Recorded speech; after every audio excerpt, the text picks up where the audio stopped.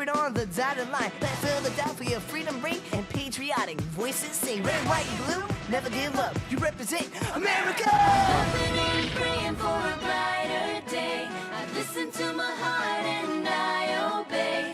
How can I see it any other way? I'm looking at life with my own eyes.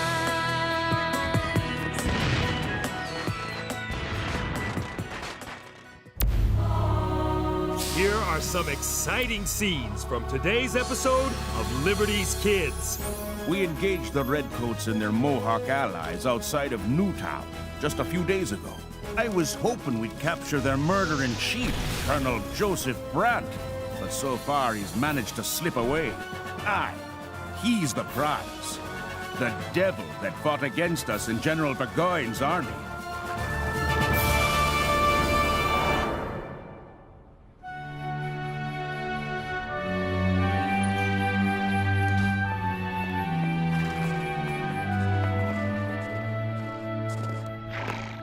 Dearest Abigail, I write you from France for what may be the last time.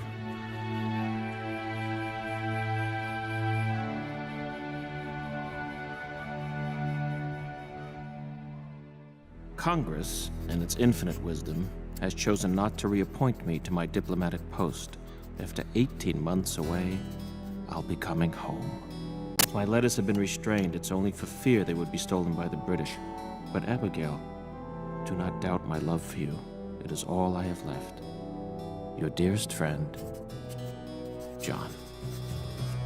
Take heart, John Adams, and don't count this adventure a failure. Thank you, Doctor, for all your kindnesses. Not at all. If I may have a word with John Quincy. By all means.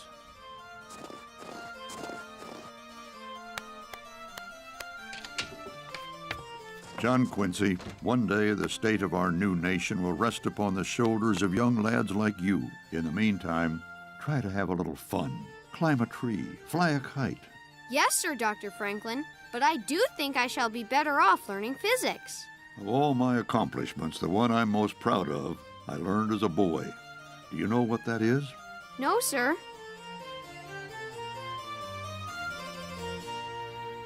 There's your physics.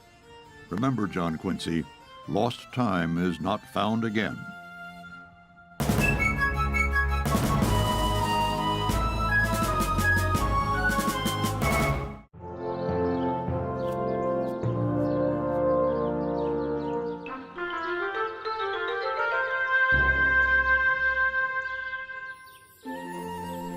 Better check your pie, Sarah. I do believe apple is my favorite. It's John's as well. Mother, remember how much he loves mince pie? I'd almost forgotten. If I don't see him soon, I swear I shall forget his face.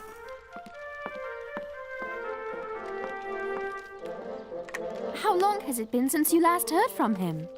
It seems like months. I don't know how much longer I can carry on without him. Why did he only send me 2 letters in 18 months when I wrote him dozens? Ow! Ow! Henri Lefebvre, that serves you right. Mrs. Adams, look! Abigail! Oh, John! Father! Father! Oh, my boys. Look at my boys. Oh, my dear John Quincy. It's so good to see you. We missed you. Oh, Father, I'm so glad you're home.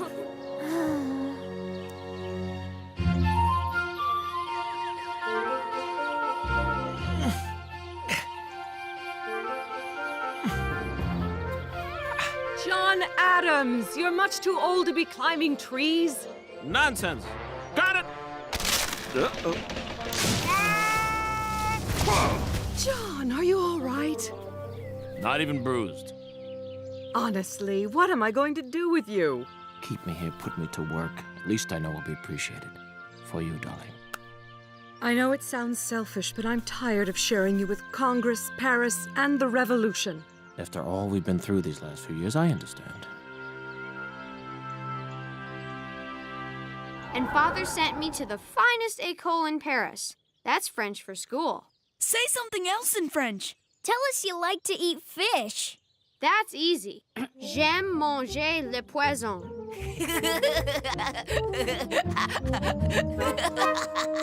And what is so funny? You just said you like to eat poison. Did not. Did do. Le poison, poison. Le poisson, fish. What do you know? Have you ever been to school? Do you know Latin or Greek? Have you studied physics or chemistry? No, but I know how to catch birds and toads. Just as I thought. You don't know anything, do you?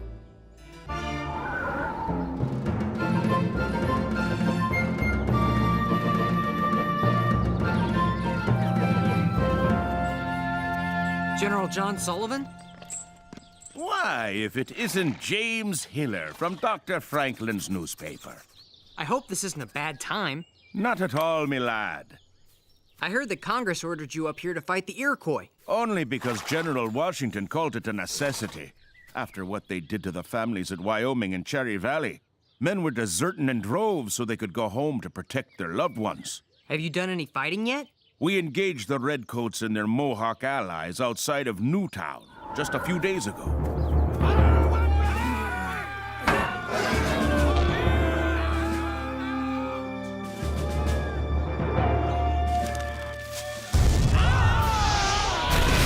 Our cannons sent them running like rabbits.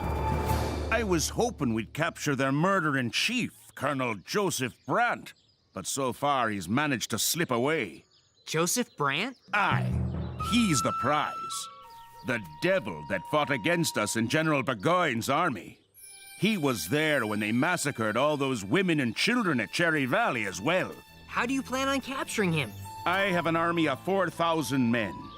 We'll find Brandt even if it means scorching the earth between here and Canada. Would you mind if I wrote a story about it? Why not?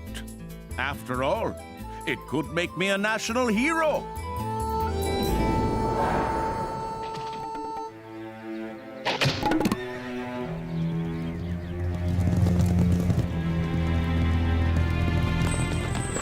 John Adams.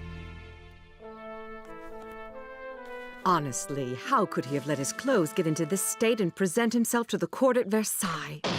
Abigail! Massachusetts! Holding a convention! Drafting a new constitution! Slow down, John. It's exactly what I envisioned. Nothing like this has ever been done before. The citizens themselves will actually have the chance to vote on it. As they should, but what does that have to do with us? The good people of Braintree have asked me to be a delegate. But you've barely been home a week. The convention's close by, and I'll be only one of 250 delegates.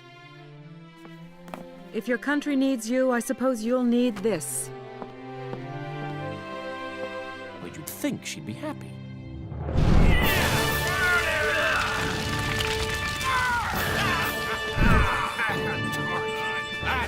You should see some of their castles. That's what the Iroquois called their villages. Living better than we do. Of course, that'll change after the war. Will you really destroy everything? The Iroquois Confederacy had their chance to join us. But that devil Brandt convinced 4 of the 6 Indian nations to side with the British. But what if you're destroying crops that belong to the Indians on our side? Fortune's a war, me lad. Fortune's a war.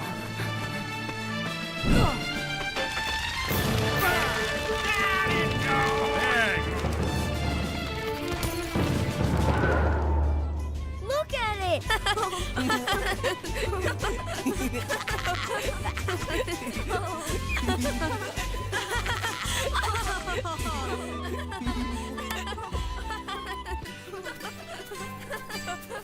How am I supposed to prepare for Harvard with all this racket going on? Maybe you'd like to try. Don't be ridiculous. Tell you what, I'll teach you how to fly it if you help me with my reading and writing. Are you seriously proposing to trade my knowledge for yours? I'll even toss in my own method of catching toads. Unless that's something you're going to learn at Harvard. Oh, I'm sorry I laughed at you. What do you say? Well, I suppose we could try it. Great! Here, What do I do now? have fun!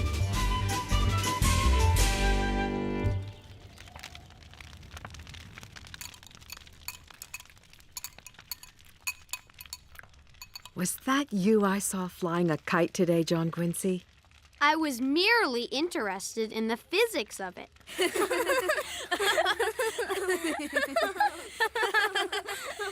Abigail.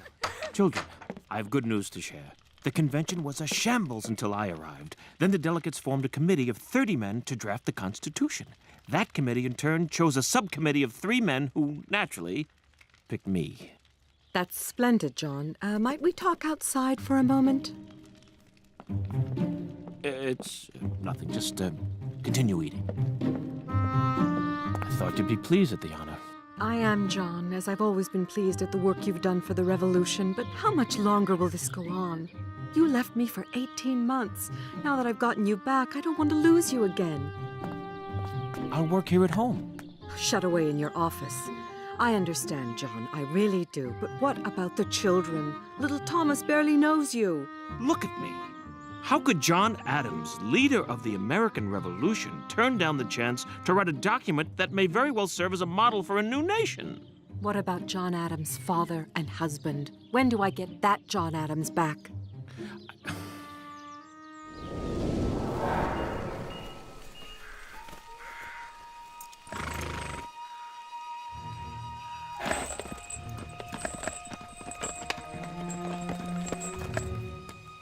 How could we have done this? What?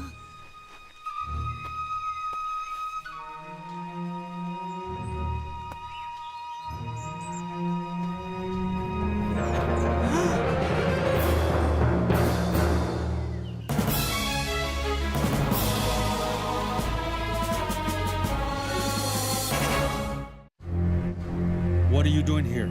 I'm a journalist, writing a story for a newspaper. I am Tayen Danageya of the Mohawk Nation. I had nothing to do with this, I swear. No, just those you write about. General Sullivan's army is only doing this because Chief Joseph Brandt and his Mohawks massacred women and children at Cherry Valley. What do you know of that? Come with me, journalist, and soon you will see which side is truly savage.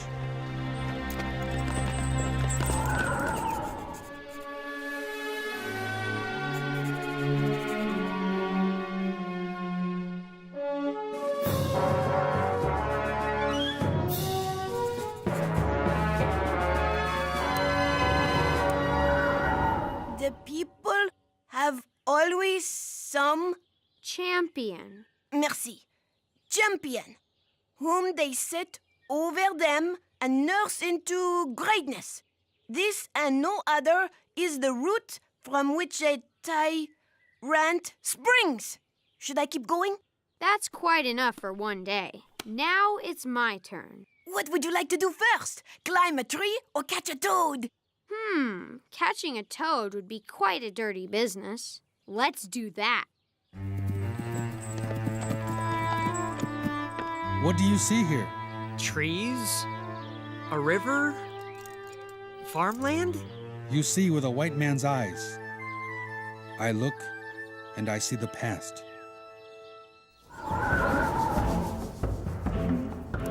Once thousands of my people prospered here. 6 nations formed the mighty Iroquois Confederacy: Mohawk, Oneida, Onondaga, Cayuga, Seneca, and Tuscarora.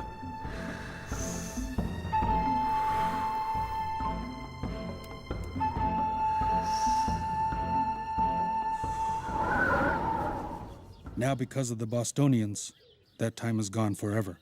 The Bostonians? That is my name for John Adams and the other American revolutionaries. The ones who seek to make of this their nation, and who will take this land that was meant for all to share. Have you ever thought of writing about that? But the English are far worse. Are you hungry, journalist? I suppose. I will fill your belly with the tale of the English and Joseph Brandt.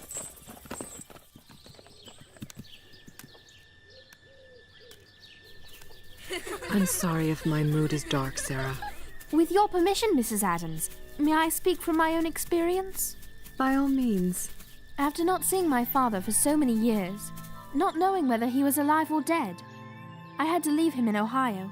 Then I went to England to be with my mother, only to leave her again as well. It's because of the war, Mrs. Adams, the fight for liberty.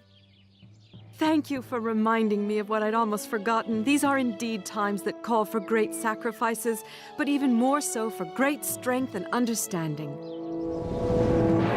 Joseph Brandt was raised by an Englishman, Sir William Johnson, Britain Superintendent of Indian Affairs. Sir William brought Joseph to Connecticut, saw to his education, even married his sister. Joseph joined the Anglican Church and even translated part of the Bible into the language of our fathers. Have you been to England? No. Joseph Brandt, as chief of the Mohawks, sailed there on an English ship. He saw plays by Shakespeare. He even broke bread with King George.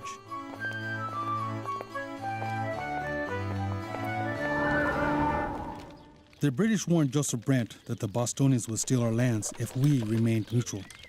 Our mothers and sisters were afraid. What would you have done in our situation? I don't know. Joseph trusted the British and their promises to protect us. Yet by siding with them, we have given the Bostonians good reason to take our lands. Like a prophecy come true, we have brought our own destruction upon our heads.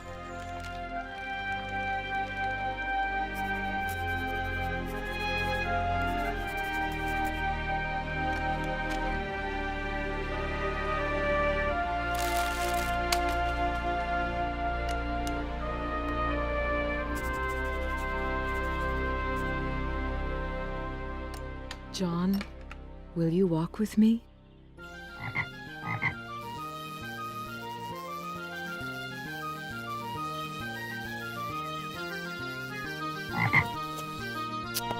Now reach under and grab it.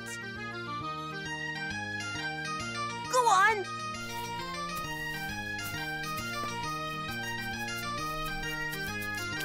Got it. I dub thee King George. Across this river is the great castle of my people. The nights grow longer and the days colder. Tell me, journalist, what will my people eat this winter? Where will they live? We supplied food for the British soldiers. Who will feed us now? Oh, brave new world that has such people in it. William Shakespeare, the English playwright. Once I thought to translate his words as well. Now there seems no point.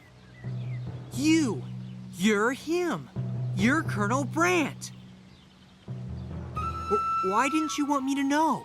One can only tell the truth when he has seen it with both eyes.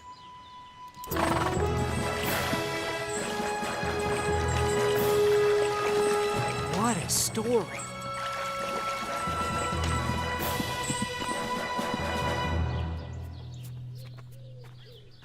I've written about the form of government and its guarantees, freedom of speech, freedom of the press, and so on, yet something is still missing.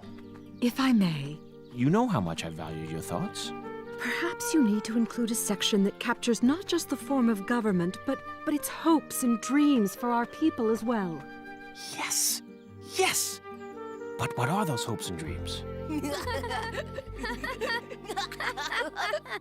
Let early education be a source of amusement. You will then be better able to find out the natural bent. I quite agree. Don't you, King George? Of course.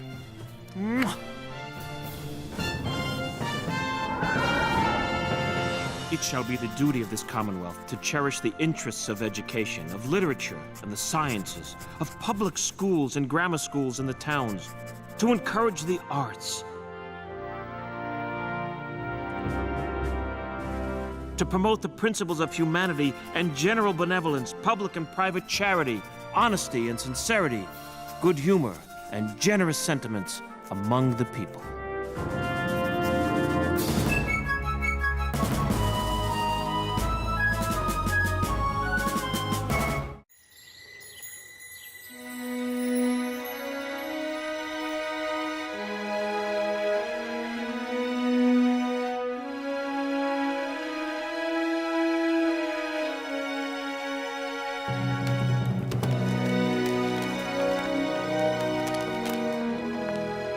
I've got a letter from Abigail Adams. May I read it, please? I'm a good reader now. I don't see why not. Let's see. My dear Sarah, I trust this letter finds you safe and well at Dr. Franklin's in Philadelphia. Very good, Henri. The children all miss you and Henri very much. They miss me. The constant... Here, you can read this part. The Constitutional Convention unanimously ratified John's document, and the people of Massachusetts will soon vote to accept or reject it. As I write this, I must tell you how empty the House feels now. Congress wrote to John asking him to return to France to negotiate a peace treaty with Great Britain. Without so much as a word to me first, he accepted. Charles is old enough to go with him now. John Quincy, however, wanted to stay here with me. I told him these are times in which a genius would wish to live. It is a time when great character is formed. Thank you, Sarah, for helping me remember that great necessities call out great virtues. All will be well.